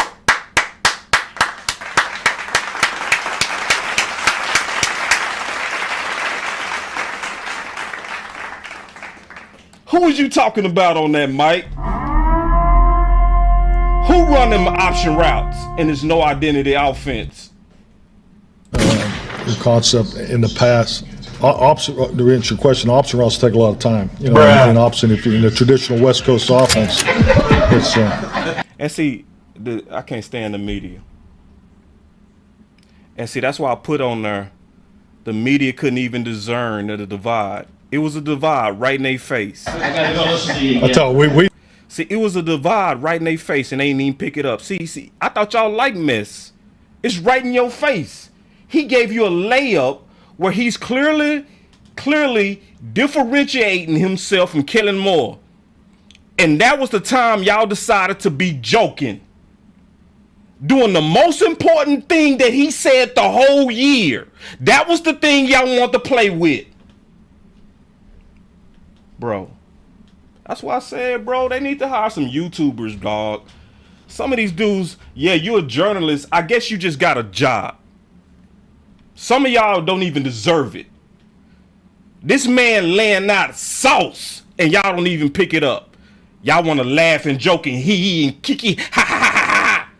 That was not the time, bruh. Just being all the way honest, man. Bruh. Finish him. To answer your question, option routes take a lot of time. In option, if you're in the traditional West Coast offense, it's. I gotta go listen to you. I thought we need to win this week. And he wasn't lying. He was like, man, we need to win this week because I'm out of here. Y'all not even. I laid out sauce and y'all don't even see it. This is good. This thing's turning into a zoo in here. But yeah. But option routes. So y'all said they was laughing. They should have been focused on what he was saying. They take a lot of time, Michael. Yeah. No, definitely. I mean, shout out to Michael Gehlken. Shout out to Michael Gehlken, man. Michael Gehlken is always the professional in the room. Always. Thank you, sir. Thank you, sir. Michael Gehlken, thank you for being one of the last old school journalists. Thank you, sir. Because it's your questions that you asked Steven. It was your question that you asked Mike McCarthy. It was your question that you asked about Kellen Moore with this no identity offense that revealed it all. You, sir, Mr. Michael Gehlken, are the best insider, hands down. If you're going to run option routes, you need to live in that world. That's been my experience. You can't dabble on it. Option routes are really not part of the old traditional West Coast offense. I've had quarterbacks in the past that didn't really like them, and it's really about the connection that they have with the receiver. And that's why I said Mike McCarthy. I've been in systems where you. Right there, he was clearly lobbying for matchup strategy. Yeah, if you just peeping it, yeah, he lobbying, clearly saying, I'm against this option system, this no identity system. This ain't my system, and it's very aggressive. Only certain guys run them. You know, this is the most aggressive system that I've been in as far as many people that do run the option routes. And so I think you see our commitment to practice. We practice it. I've never seen so many option routes like I have here with the Dallas Cowboys. He knew once he said that he was going against Stephen Jones, he was going against Kellen Moore, and to a degree he was going against Jerry Jones. Yep. But when you're a head coach that's committed to winning, sometimes you got to make an enemy out of them people that write your checks. And he did the right thing. So yeah, the easy low-hanging fruit would have been Micah Parsons. But to me, the person who showed the real star characteristics, the speed, the toughness, being available, and relentless under pressure on what was the right thing to do, curveball. It was our big boy. It was the guy that be breathing funny sometimes in the press conference. Yeah, the big boy. That's the man who showed that he was committed to winning. So don't get it twisted. I'm getting ready to tell y'all something. Don't get it twisted. We're going to have to stay on Kellen Moore. Don't think because we just won a Cincinnati Bengals game because he was finally micromanaged by Mike McCarthy. Don't think for 1 second that he won't go back to being pass happy.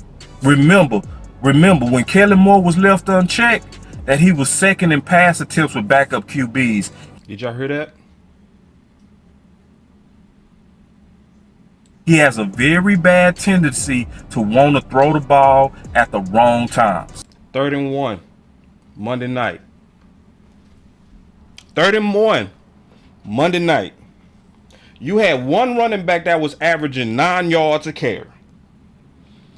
Whoo, I'm talking about yoga flame hot. Yoga fire. You had another one averaging 4.9 yards a carry. What did Kellen Moore do? What did I say? He got a bad tendency to want to pass at the wrong time. Was I lying? Was I lying? That's what I'm saying, bro. See, y'all thinking this a joke, bro. See, don't think this no joke. You gotta really know. We all gotta keep heat on this dude. He is dangerous. I'm not gonna be the dude talking about he in this bag. He done really changed. He's evolved. No, he was micromanaged and his butt was put in check. From a head coach who finally was allowed to be the head coach.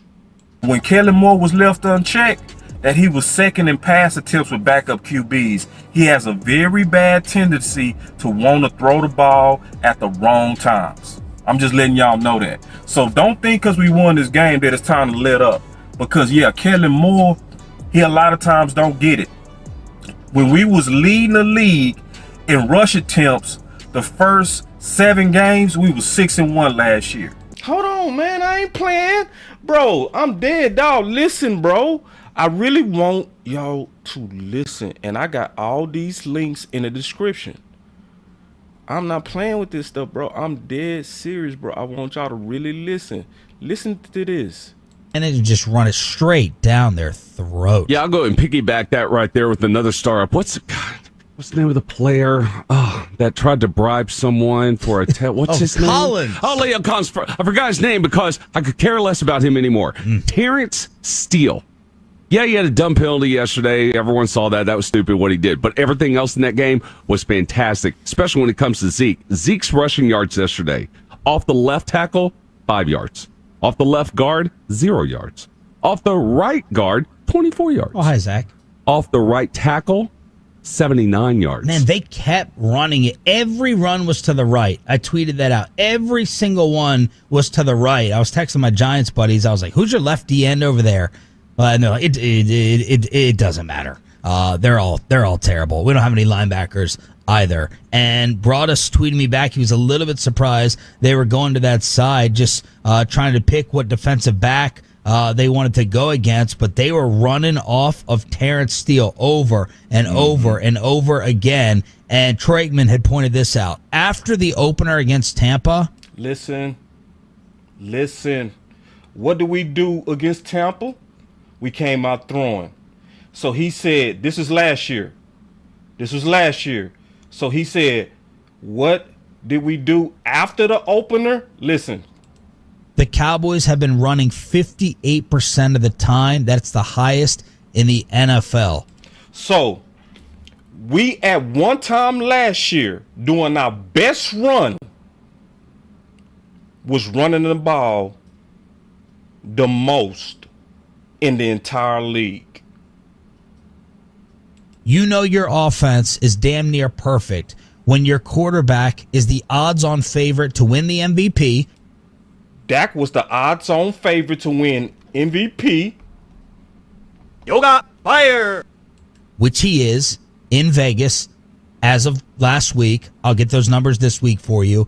And then you're running it the most with Zeke and Pollard. Everything is humming. Because you're winning, right? You're winning all these games, and you're having yeah, but yesterday they ran to start. They did. Bro.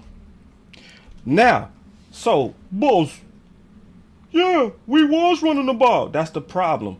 Why did I bring that up? Because Kellen Moore abandoning it. With that much success, he abandoning it, dog. People, Zeke knee. No. Zeke hurt his knee week 4. This was up to week 7. Yeah. And Pollard was still fresh. Kellen Moore just went away from it. He just went away from it. So people, boss, no, man, we got to give Kellen Moore some credit. We got to give him some credit. Don't give him no credit.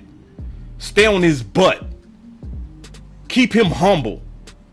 Yes, he did. He went into passing, Miss Lockhart, and this is the thing. Miss Lockhart, what game did he go on the passing? I could tell you the game. New England. The worst thing that happened to us is we won that game with Dak throwing. That was the worst thing that happened to us. Because as soon as we won one game throwing, Kellen Moore was like, all right, now I get to do it my way. And we went back to no identity. And then people was like, what happened the last 8 games? Dak fell off a cliff. Our offense collapsed.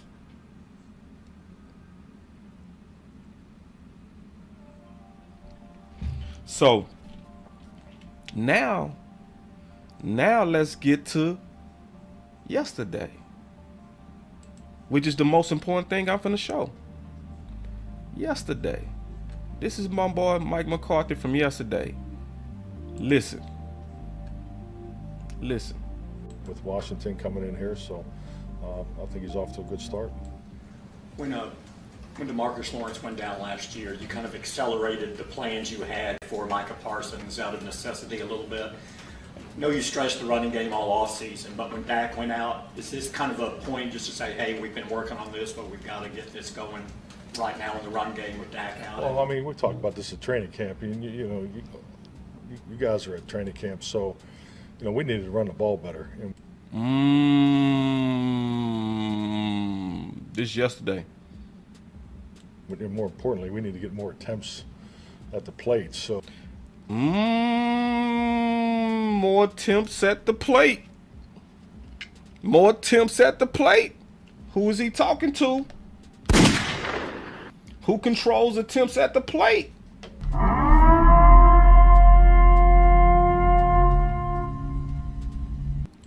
And I think with the training camp structure, you only have so many opportunities with the padded practices. So, it's just, we need to stay committed to it. I think we've definitely done that the last 2 weeks. Hold on. You did that the last what weeks? So y'all better peep. Y'all better peep Mike McCarthy. Mike McCarthy be shooting. He fighting for his turf, y'all. He fighting for his turf. This is why I'm only with you, Mike. I'm not giving that other dude no credit. I ain't giving him. Oh, Mickey, he said 2 weeks, didn't he? But how long we been playing, Mickey? How long we been playing? Huh? 3 weeks. He was like, yeah, ever since I took over and gave that boy a whooping, we been on script. Mike McCarthy might as well do this.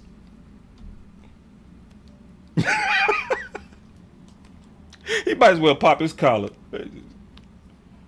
Yeah, for the last 2 weeks. Yeah. It's been me, baby. Week 1, that was him. Week 2 and 3, that was me. Pop your collar, Mike. Mike over there popping his collar on that boy. Ooh, Mike over there popping his collar on that boy. Pop your collar, Mike. Right now in the run game with Dak out. Well, I mean, we talked about this at training camp. My bad. I went too far. You guys are at training camp, so we need to run the ball better, and more importantly, we need to get more attempts at the plate. So, and I think with the training camp structure, you only have so many opportunities with the padded practices. So, I mean, it's just we need to stay committed to it. I think we've definitely done that the last 2 weeks. I thought Kellen called an excellent game last night, and I mean, Tony and Zeke are featured players for us. So, I don't see us changing. He said, I don't see us changing. See, I still got a problem with that though, because he still got the tone like it's not under my control.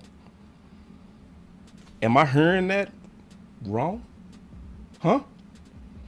I don't see us changing. It's saying you don't control it. Now I'm glad he said it. He trying to say our identity is now the run game. But see, you got to listen to the whole context. He said, I don't see it.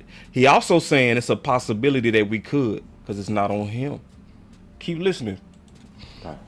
Mike, did you contemplate challenging that fumble at that spot? Is that just a matter of trying to get the information from upstairs in time? I was trying to get the third step confirmed because I was standing right there. When I saw it live, I thought it was bang bang, and then I think it was Brian that had the call. And I asked him. I said, did his feedback to me? He saw it as bang bang. So I think if he'd have called a fumble, it would stand. And he obviously called it incomplete. I think it would have stand. I think it was. That's how I viewed it. That was information from up top also. Kellen, great 105 through the fan. 31 pass attempts, 30 rushing attempts, near perfect balance last night. When you look at the balance between the run and the pass game, how happy were you with that balance being struck? And is that something that continuously going forward it needs to happen for this offense to be able to be consistent? Yeah, I mean, if you're just drawing up runs and passes, I think, with the execution we had last night, we'd be hard to beat because it definitely plays to our defense, because now our defense isn't on the field all day. They went up tempo. I think their mindset was to try to offset the rush, our pass rush, and try to get as many cracks at us as possible, particularly with their run game. So, but yes, I mean, that's definitely a winning formula for us. Going back to the running game, the mix between Tony and Zeke, 13 carries for Zeke, Tony, and 15 for Zeke. Is that kind of what you want? Well, I think it's a winning formula. I think it's really stems off what we just talked about. It's a winning formula. He fighting, y'all. He fighting. He fight. It's a winning formula. I've been trying to tell that dude. I've been trying to tell him and Steven it's a winning formula. He sounds just like Coach Marv. What Coach Marv say? Hey man, we need to run that ball. We need to control the clock so we can rest that defense. Sound just like Coach Marv. Just like Coach Marv. Same philosophy. Exactly. It's you got two guys that are featured players. They need to touch the ball. Whether we throw it to them, pitch it to them, hand it to them. It makes no difference to me personally. But I think it don't make no difference to me personally, Kellen. See, y'all better peep game. It don't make no difference to me how you do it, Kellen. I don't care if they run it, catch it. I want 30 touches out them boys.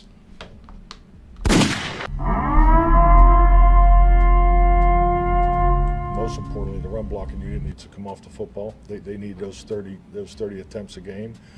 They need that. How many? We just talked about it. It's, you got two guys that are featured players. They need to touch the ball. Whether we throw it to them, pitch it to them, hand it to them.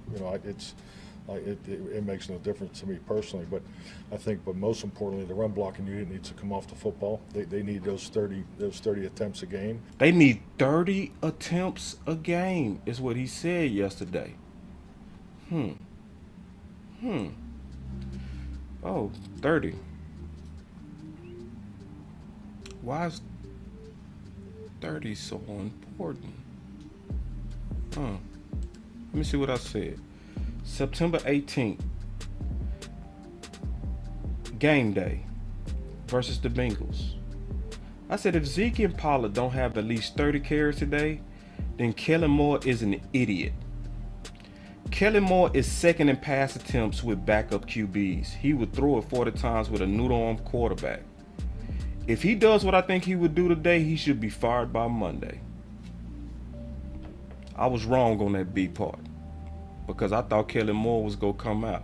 I didn't know that Mike McCarthy scripted the first two series because we saw what happened in that game too. Keep it real. Keep it real what happened in the game. What happened to that offense after we got out of the scripted plays? What happened? Talk to me. Like I told you, it's like school today. I'm not giving the answer. What happened to the offense when we got out of the scripted plays? What happened? What did Kellen Moore start doing? He started throwing.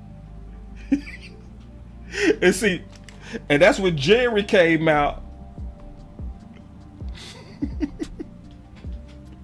And they asked Jerry, they said, Jerry, was you happy with how the running backs was used? And he said, yeah, I would want to see them used about 20% more. That offense got stagnant because Kellen Moore went back to who he was. Right when we got off the script. Right when we get off the script. See, because I'm telling y'all, listen, we should celebrate. I'm serious. We should celebrate. We should be celebrating right now. Ooh, we should be thanking the Lord. Yeah, man. Kellen Moore got thrown into green pastures with 30. He was told the formula. The formula is to have a good old time. Run the ball 30 times. Yeah. Obviously run is smart, but be committed to the run game. What you got. Yeah, but we gotta watch Kellen though. We should be happy. We should be happy. Because guess what? Mike winning. Mike is finally winning. But you gotta know who's sitting behind Kellen Moore is Stephen Jones, an oligarch. That's a stubborn oligarch. A guy that loves to get his way, have his way, do it his way. We saw him stubbornly pick his drafted guys over his free agent guys because he wanted to build it through the draft. Even though some of the free agent guys, like Kennedy, like Avion Collins, like Amari Cooper, outperformed his drafted guys. But now, Stephen Jones, he gonna want to do it his way. So most of us would think that this fight is over. But I don't think this fight is over. I think we got to keep the pressure up. Because remember, Kellen Moore, Trojan horse Kellen Moore, when we was leading the league, not 4 years ago, last year was undefeated because we was running the ball and committed to it more than anybody in the league. Yeah, Kellen Moore abandoned it. 7 games in. Let me ask you a question. Where are we right now? Are we at game 7? No, we going into game 4. We got a long way to go for this season, y'all. And this man right here, he's the visionary of a receiver by committee. He's the visionary. And he wants his way. So I'm just being honest with y'all when I tell you, we are fools if we think that this war is over. It's not. It's just for right now. And we got to be very diligent to keep the pressure on Kellen Moore, to keep the campaign of Free Big Mike.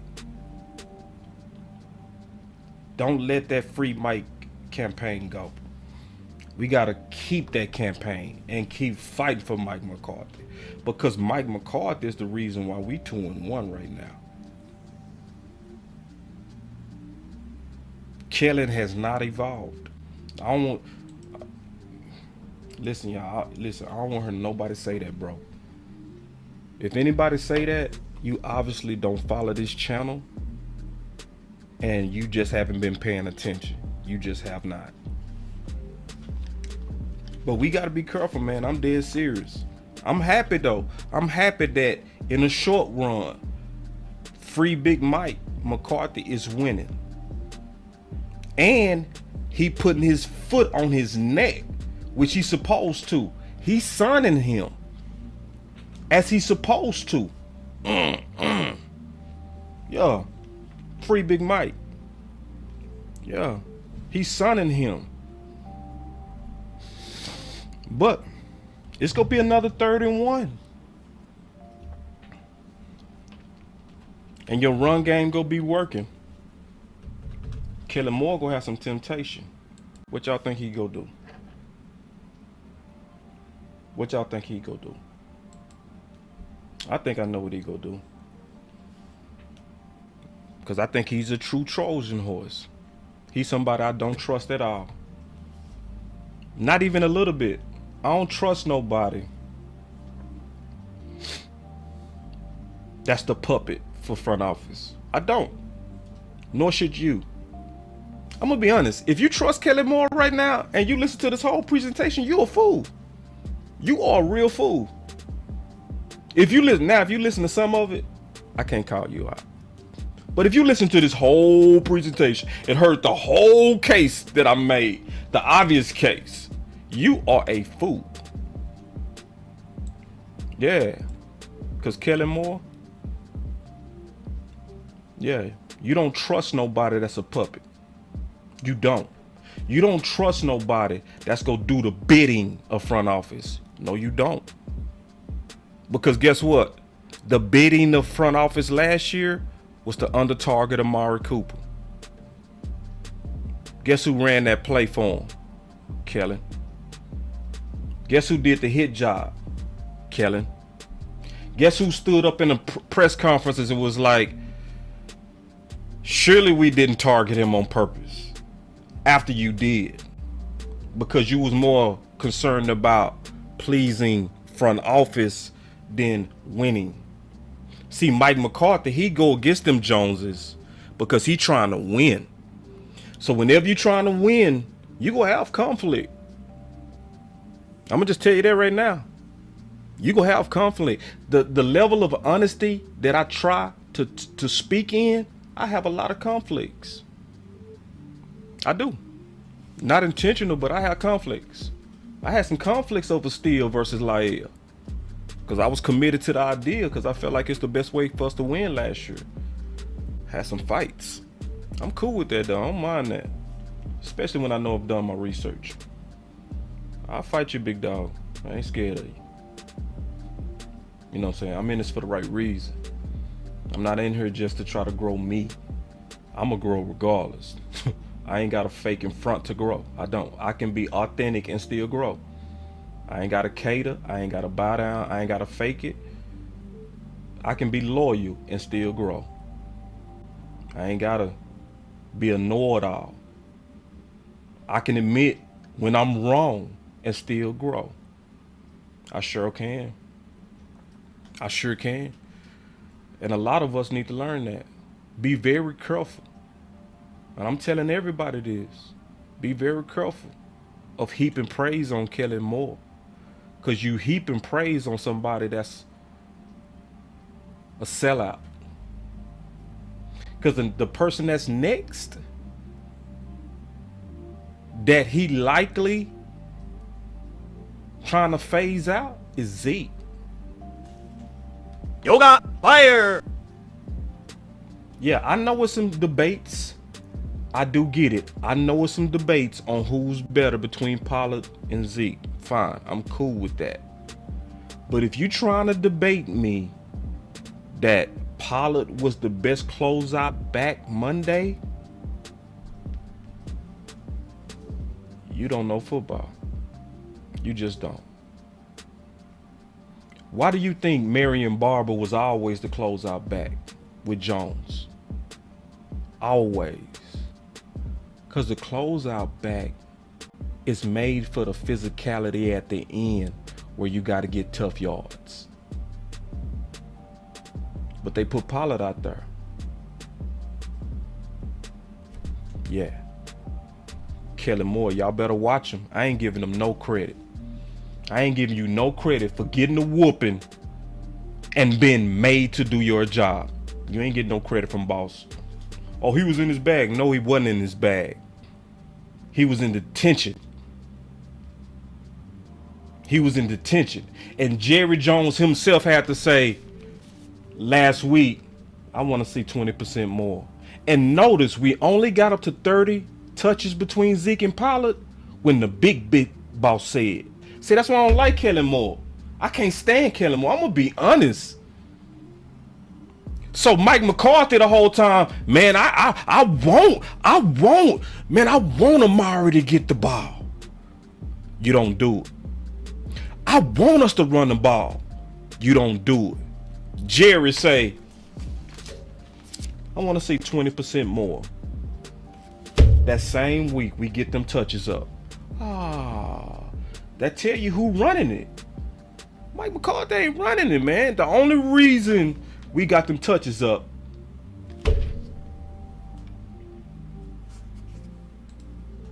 I'm going to call Coach Marv real quick. Coach Marv, I'll see you in the chat. Then I'm going to take these super chats and we'll get out of here.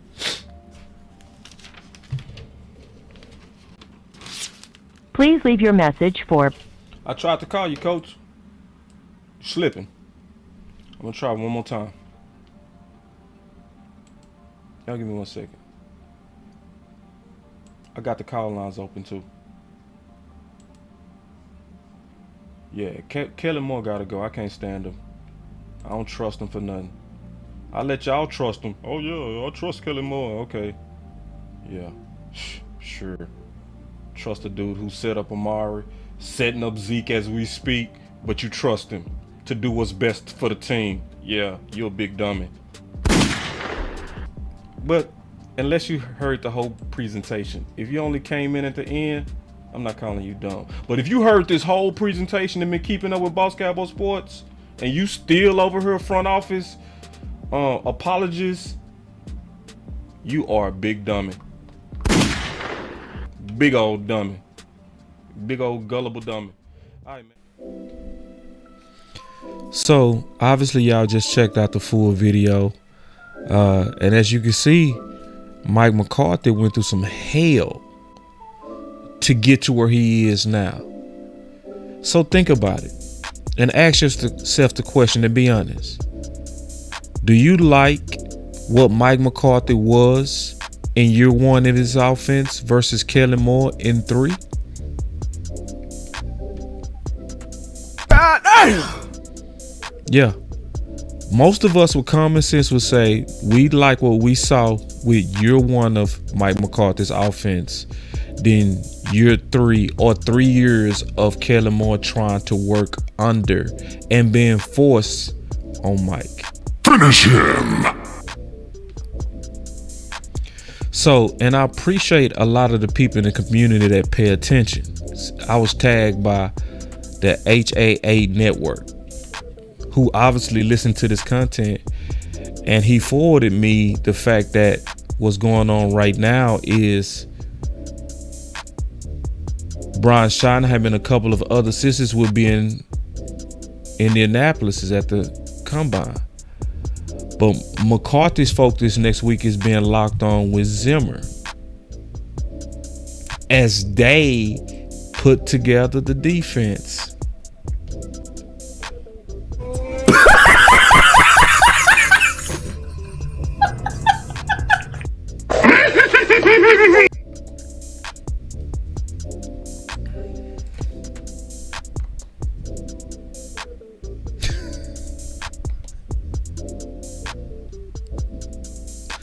It just got a smell to it. Maybe nothing wrong.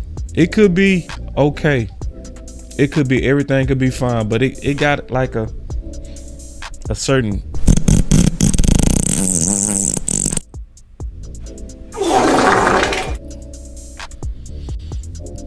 yeah, because just like Kellen, like Mike McCarthy didn't need no help from Kellen.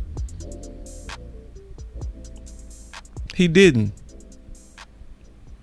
And I really don't think Zimmer need help from Mike McCarthy. So what's going on? What's going on? You want answers?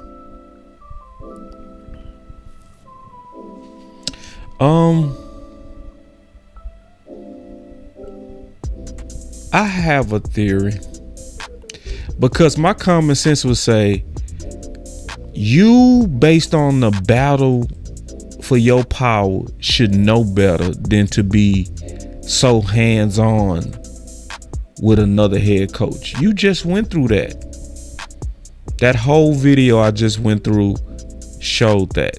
The whole history of it. So why is it happening? This is my theory. I think after the loss to Green Bay, remember Jerry and Steven, or Jerry had a talk with Mike McCarthy. And I think they want him to be more hands-on. Because likely what happened, this is just my assumption, I'm just making an assumption, is when the defense fell apart like it did in Green Bay, Jerry likely, I'm just making an assumption, likely went to Mike and was like, what did you not like about the defense? And he probably gave his opinion, right? Well, I did have some concerns, I'm just throwing this out here, about the size of the linebackers. You know, I let Dan roll with that, but I never really agreed with it. So then I can imagine Jerry saying, well, at the end of the day, this is your team. So if it's anything that you object to, the next time, say something. Don't sit back and let it happen.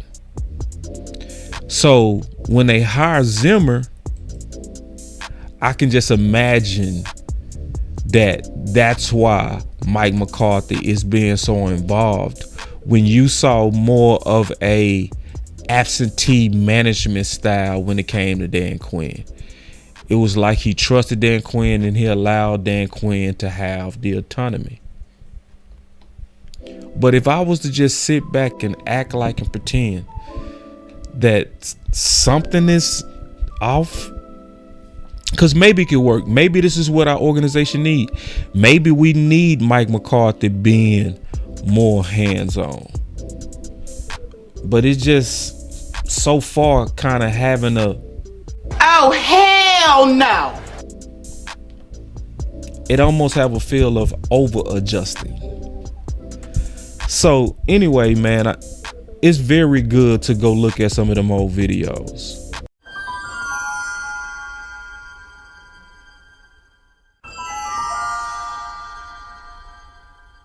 Very good, because it also should show that when I give warnings, I'm not just talking.